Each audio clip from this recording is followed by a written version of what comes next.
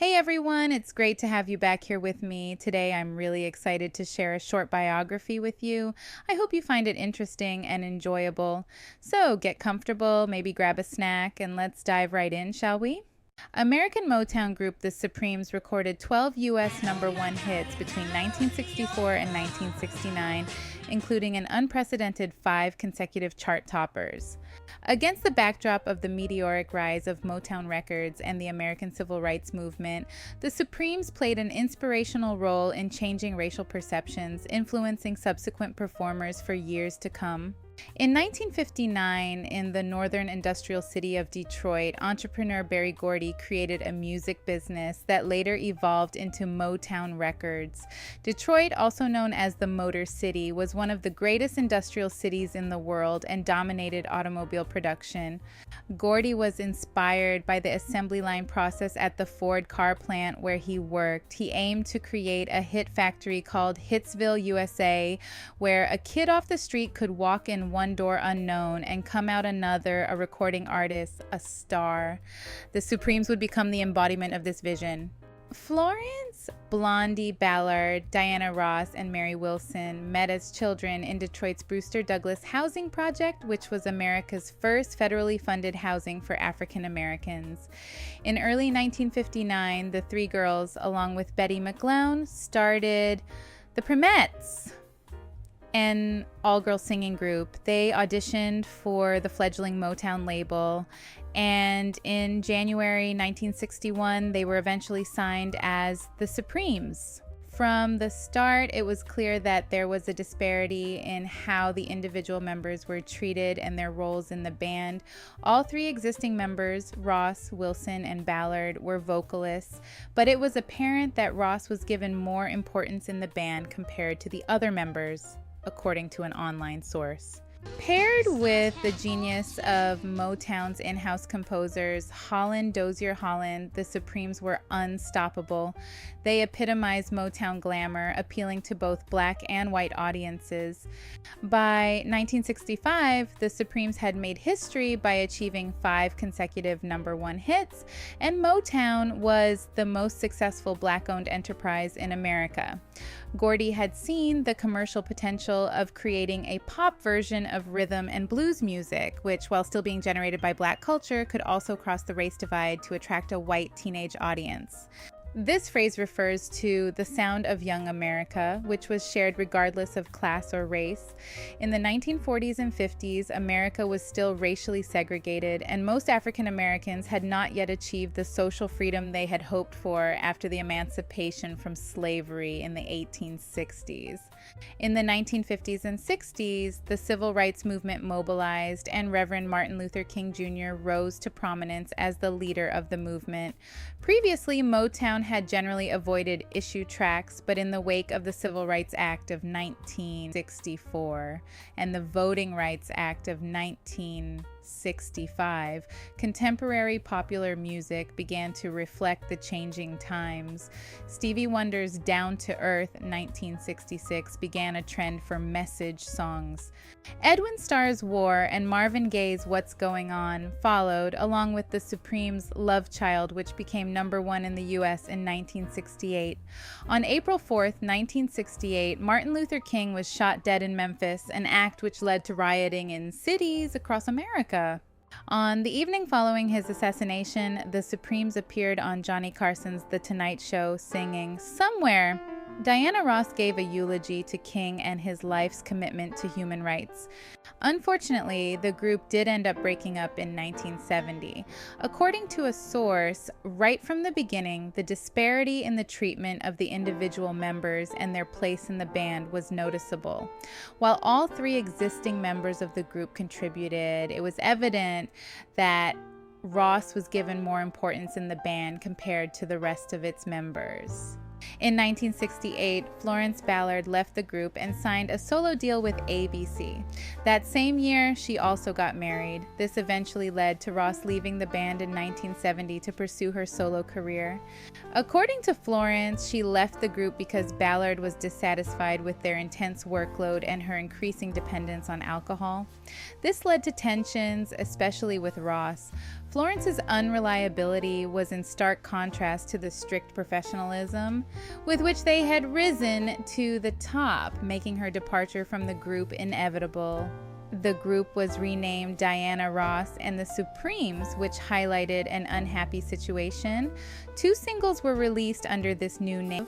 After leaving the group, Florence had 3 daughters and pursued a solo career, but she didn't achieve much success. The singer's financial situation became increasingly precarious, and she began to worry about her own health and her inability to provide for her family. In 1975, she made somewhat of a comeback with her first live show in 5 years at a Detroit benefit. "It was so obvious that the public loved her," wrote Wilson, yet that just wasn't enough. Florence died at the age of just 32 in her hometown of Detroit on February 22, 1976. Her sudden passing from a coronary thrombosis caused an outpouring of grief among those around her, but received far too little reaction from the wider world. Her story is really interesting, and I may have to do a separate story on her life because many people had questions about her sudden death. Ross spoke with considerable candor in the immediate aftermath of her passing to Sounds. "She was a good mother, she was talented, she had a lot of class, she carried herself very well," she said. "But there was something inside of her that was just pulling, something she wasn't able to handle." According to sources, Diana Ross received preferential treatment compared to the other girls because Berry Gordy had romantic feelings for her. This also explains why he prioritized Ross over the other members. Gordy himself admitted, "I was madly in love with Diana Ross." He considered her the biggest star in his life and did everything he could to ensure she became a big star in the music industry too. Ballard recruited friends Wilson and Ross to join the Primettes, later known as the Supremes. She was the group's lead singer before Gordy favored Diana Ross. Okay, let's go back to the very beginning. The Supremes originally came together as a quartet known as the Primettes in 1959. Then 4 young teenage girls, Betty McGlown, Mary Wilson, and Florence Ballard. They were brought together by Milton Jenkins, a manager for a group known as the Primes, which at the time featured future members of the Temptations. We all know Florence Ballard had that voice, right? After winning a talent contest in Canada and receiving a $15 prize, the Primettes aimed to make a record. In 1960, Ross sought an audition for the group with Motown executive Berry Gordy and asked Miracle's lead singer William "Smokey" Robinson, who was an old neighbor, for help. Robinson arranged for the Primettes to audition a cappella for Gordy. However, Gordy claimed that he felt the girls were too young and inexperienced to be recording artists and told them to come back once they had graduated high school. Undaunted, later that year, the Primettes recorded their only single for another local label, Lupine Records. The single, Tears of Sorrow, led by Diane, backed with Pretty Baby, led by Mary and Florence, failed to find an audience. Shortly after, McGlown got engaged and left the group. Local youth Barbara Martin quickly replaced McGlown, with Barbara Diane Martin as their new 4th member. The Primettes regularly returned to Motown, eagerly waiting for their chance at fame. On several occasions, they were lucky enough to be permitted to perform hand claps, foot stomps, and even background vocals for other artists such as Mabel John and Mary Wells. Berry Gordy finally signed the group to Motown in 1961, but not as the Primettes. He requested that they find a new name for themselves as no one even knew what a Primette was. Florence Ballard was given a list of names to choose from, including options such as the Sweet Peas, the Jewelettes, the Darlenes, and the Supremes. She opted for Supremes because it was unique and did not end with etes. The girls started recording a range of songs by producers like Smokey Robinson and Berry Gordy. Some of these tracks would later be included in the Supremes' debut album, Meet the Supremes, released in 1962. However, the trio that appeared on the album cover was missing Martin, who had left in the spring of 1962. According to the Lost Supreme, Diana didn't want Barbara in the group because she was pregnant. Diana thought it was bad for their image, so dealing with all the troubles, Barbara left the group in spring 1961. Barbara sang on the Supremes' early singles, and most of the tracks featured on their first album. However, she is not pictured on the album because she was noticeably pregnant at the time of the photo shoot. Barbara never received any royalties from Motown after 1961. Just wanted to give you a quick recap of how the Supremes were formed, going back to Diana Ross and Gordy. The two eventually entered into a relationship, which also gave Ross a lot of control over the band and the development of her image as the frontwoman for the group. It's hard to say whether this was just to boost her ego or more of an effort to establish herself better in the entertainment industry.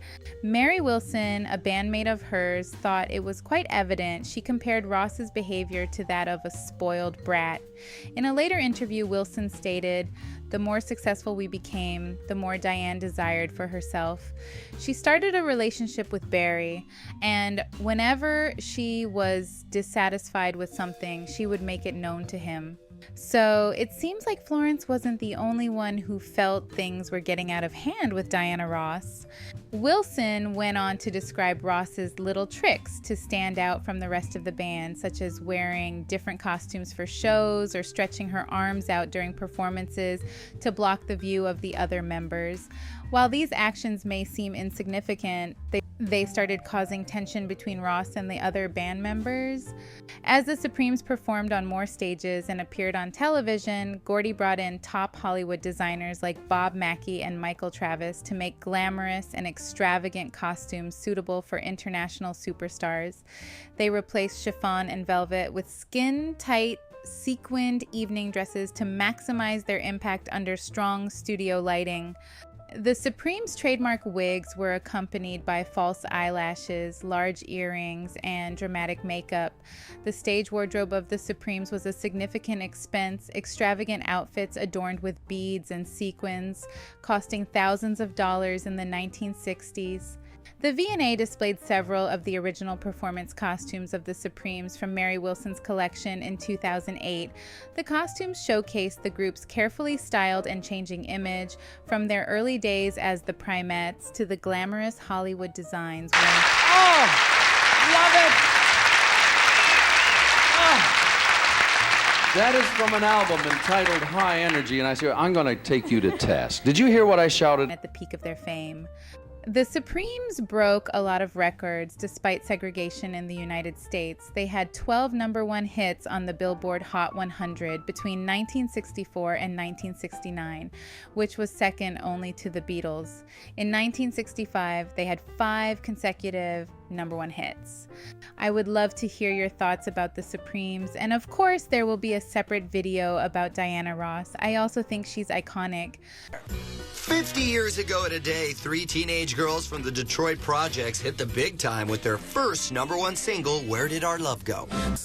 It was like a cultural phenomena for 3 black women to become superstars. You couldn't even drink out of public water fountains because you were black.